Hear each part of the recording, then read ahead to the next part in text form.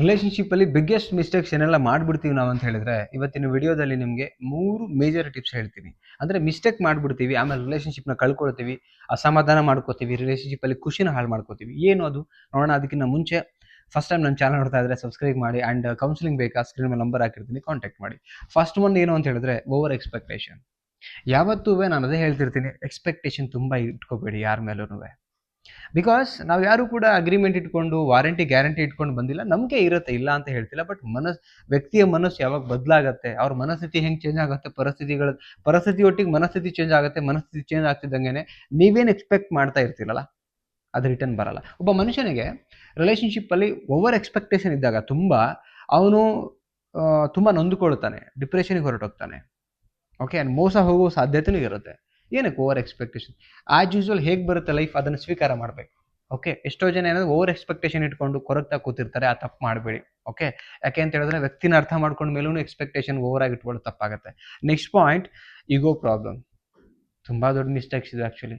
ಈಗೋ, ನಾನು ಅದೇ ಹೇಳ್ತೀನಿ, ಈಗೋ ತೊಗೊಂಡು ಏನು ಮಾಡಬೇಕು? ಎಲ್ಲರಿಗೂ ಇರುತ್ತೆ ಒಂದು ಈಗೋ. ಬಟ್ ರಿಲೇಷನ್ಶಿಪ್ಪಲ್ಲಿ ನಾನು ದೊಡ್ಡವನು, ವಯಸ್ಸಲ್ಲಿ ದೊಡ್ಡವನು, ಜಾಬ್ ಮಾಡ್ತೀನಿ ಅದರಲ್ಲಿ ದೊಡ್ಡವನು, ಅಥವಾ ದುಡ್ಡಿದೆ, ಹ್ಯಾಂಡ್ಸಮ್ ಇದ್ದೀನಿ, ಬ್ಯೂಟಿ ಇದೆ, ನಾನು ದೊಡ್ಡವಳು. ಸೊ ನಾನು ಏನು ಹೇಳ್ತೀನಿ ಅಂದರೆ, ಇಲ್ಲಿ ರಿಲೇಷನ್ಶಿಪ್ಪಲ್ಲಿ ಈಗೋ ಅಂತ ಬಂದಾಗ ನೀವು ಏನಾದರೂ ಅದನ್ನ ಇಟ್ಕೊಂಡು ಅವ್ರ ಜೊತೆಗೆ ನೀವು ಲೈಕ್ ಪ್ರೀತಿ ವಿಚಾರದಲ್ಲಿದ್ದರೆ, ಈಗೋ ಇದ್ದಲ್ಲಿ ಪ್ರೀತಿಯಲ್ಲಿ ಕಾಲಿಡೋಕ್ಕೂ ಸಾಧ್ಯ ಇಲ್ಲ. ನಿಮ್ಗೆ ಈಗೋ ಇದ್ದಾಗ ಅಲ್ಲಿ ಪ್ರೀತಿ ವಾತಾವರಣನೂ ಇರೋಕ್ಕೆ ಸಾಧ್ಯ ಇಲ್ಲ. ಓಕೆ, ಇದು ಅರ್ಥ ಮಾಡ್ಕೊಳ್ಳಿ. ಈಗೋ ಯಾವುದೇ ಕಾರಣಕ್ಕೆ ಇರಬಾರ್ದು ಮನುಷ್ಯನಿಗೆ. ನೀವು ವಾಟ್ ಎವರ್ ಇಟ್ ಈಸ್, ಒಬ್ಬ ಮನುಷ್ಯನೊಟ್ಟಿಗೆ ಬದುಕ್ತಾ ಇದ್ದೀರಿ, ಜೀವನ ಮಾಡ್ತಿದ್ರಿ ಅಂದಮೇಲೆ ಅಲ್ಲಿ ಬೇಕಾಗಿರೋ ಪ್ರೀತಿ, ಒಳ್ಳೆ ಯೋಚನೆ, ಖುಷಿ, ಇದು ಬೇಕಾಗಿದೆ. ನಿಮ್ದು ಈಗೋ ಬೇಕಾಗಿಲ್ಲ. ನಿಮ್ಮದು ಜಾಬ್ ಹೊರಗಡೆನೆ, ಬದುಕಲಿಕ್ಕೆ ಬೇಡ ಅಂತ ಹೇಳ್ತಿಲ್ಲ. ಆ್ಯಂಡ್ ಎಲ್ಲದಕ್ಕಿಂತ ಹೆಚ್ಚಾಗಿ ಒಬ್ರನ್ನೊಬ್ರು ಇಷ್ಟಪಟ್ಟಿದ್ದೀರ ಅಂದಮೇಲೆ ಬಾಳಿ ಬದುಕೋಕೆ, ಈಗೋಯಿಂದ ದೂರ ಮಾಡೋಕ್ಕೆಲ್ಲ. ಈಗೋಯಿಂದ ದೂರ ಮಾಡೋ ಹಾಗಿದ್ರೆ ಏನಕ್ಕೆ ಇಷ್ಟಪಡಬೇಕಿತ್ತು, ಏನಕ್ಕೆ ರಿಲೇಷನ್ಶಿಪ್ಪಲ್ಲಿ ಬರಬೇಕಿತ್ತು ನೀವು? ಕರೆಕ್ಟ್ ಅಲ್ವಾ? ಸೊ ಅದಕ್ಕೇನೆ ಈಗೋನ ತಗೊಂಡು ಸಂಸಾರ ಅಥವಾ ರಿಲೇಷನ್ಶಿಪ್ ಹಾಳು ಮಾಡ್ಕೋಬೇಡಿ. Next point, communication gap. ಅವನೇ ಮಾತಾಡಿಸ್ಲಿ ಬಿಡು, ನಾನು ಯಾಕೆ ಮಾತಾಡಿಸ್ಲಿ? ಅಥವಾ ನಾನು ಅದೇ ಹೇಳ್ತೀನಿ, ಮಾತು ಅವಾಗವಾಗ ಆಡ್ತಾ ಇದ್ರೆ ಭಾವನೆಗಳು ಎಕ್ಸ್ಚೇಂಜ್ ಆಗುತ್ತೆ, ಸಂಬಂಧ ಉಳಿಯುತ್ತೆ. ಓಕೆ, ಮಾತೇ ಆಡಿಲ್ಲ ಅಂದರೆ ಭಾವನೆಗಳು ಎಕ್ಸ್ಚೇಂಜ್ ಆಗೋದು ಹೆಂಗೆ? ನಿಮ್ಮಿಷ್ಟ ಅವ್ರ ಹತ್ರ ಶೇರ್ ಮಾಡ್ಕೊಳ್ಳೋದು ಹೆಂಗೆ, ಅವರಿಷ್ಟ ನೀವು ಶೇರ್ ಮಾಡೋದು ತಿಳ್ಕೊಳ್ಳೋದು ಹೆಂಗೆ? ಇದು ಆಗಲ್ಲ. ಅದು ಕಮ್ಯುನಿಕೇಷನ್ ಗ್ಯಾಪ್ ಅಂತ ಹೇಳ್ತೀವಿ. ಇದು ಆಗ್ಕೊಡ್ದು.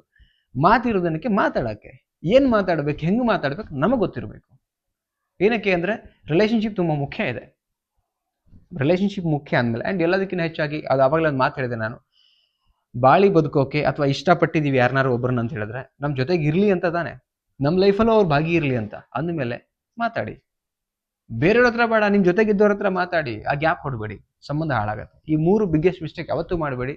ಲೈಫ್ ಚೆನ್ನಾಗಿರಬೇಕು, ರಿಲೇಷನ್ಶಿಪ್ ಚೆನ್ನಾಗಿರಬೇಕು ಅಂದರೆ. ಸ್ನೇಹಿತರೆ, ವಿಡಿಯೋ ನೋಡಿದ್ರಲ್ಲ, ಏನು ಅನ್ನಿಸ್ತು ಅದನ್ನು ಕಾಮೆಂಟ್ ಸೆಕ್ಷನಲ್ಲಿ ಕಮೆಂಟ್ ಮಾಡಿ. ಇಷ್ಟ ಲೈಕ್ ಮಾಡಿ, ಕೌನ್ಸಿಲಿಂಗ್ ಬೇಕಾ ಕಾಂಟ್ಯಾಕ್ಟ್ ಮಾಡಿ, ಆ್ಯಂಡ್ ಎಲ್ರಿಗೂ ಶೇರ್ ಮಾಡಿ. ಮತ್ತೊಂದು ಟಾಪಿಕಲ್ಲಿ ಸಿಗೋಣ.